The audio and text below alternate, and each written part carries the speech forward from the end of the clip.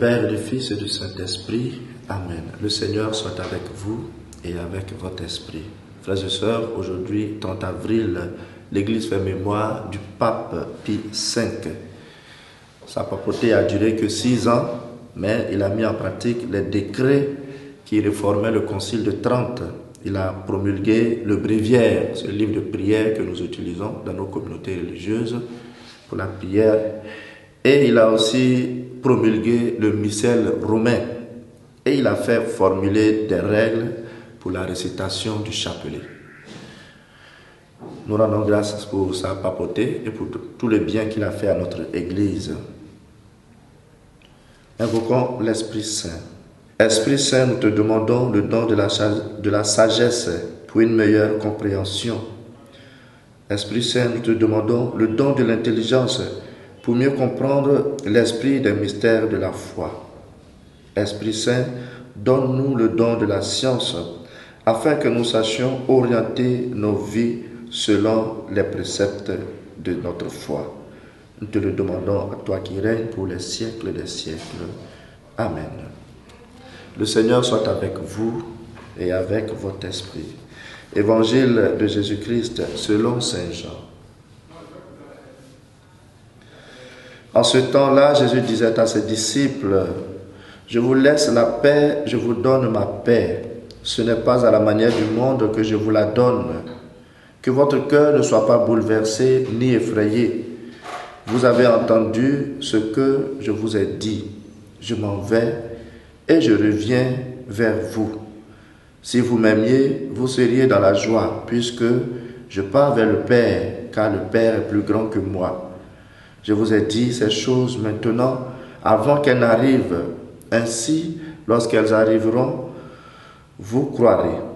Désormais, je ne parlerai plus beaucoup avec vous, car il vient, le prince du monde. Certes, sur moi, il n'a aucune prise, mais il faut que le monde sache que j'aime le Père et que je fais comme le Père me l'a commandé.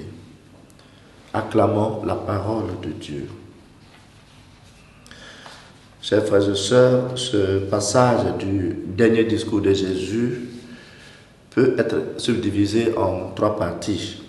Une première partie où Jésus accorde sa paix à ses disciples avant de partir. Ensuite, il parle de sa relation avec le Père qui est plus grand que lui, mais en qui lui, il est, et en qui est la source de sa mission qu'il accomplit.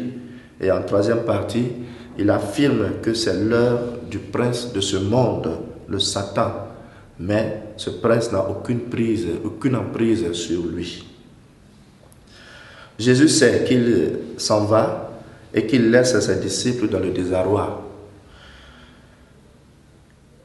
Il leur dit alors ces paroles que nous entendons chaque jour à la messe. « Je vous laisse la paix, je vous donne ma paix. » Cette paix qui n'est pas simplement l'absence de guerre, mais la quiétude du cœur, que même les événements de la vie, les difficultés de notre vie chrétienne, les pressions et les manquements qu'on peut connaître ne peuvent nous arracher. Une paix qui vient de notre connexion avec Jésus-Christ, qui nous assure dans toutes les situations de sa présence et de sa tranquillité et de sa paix.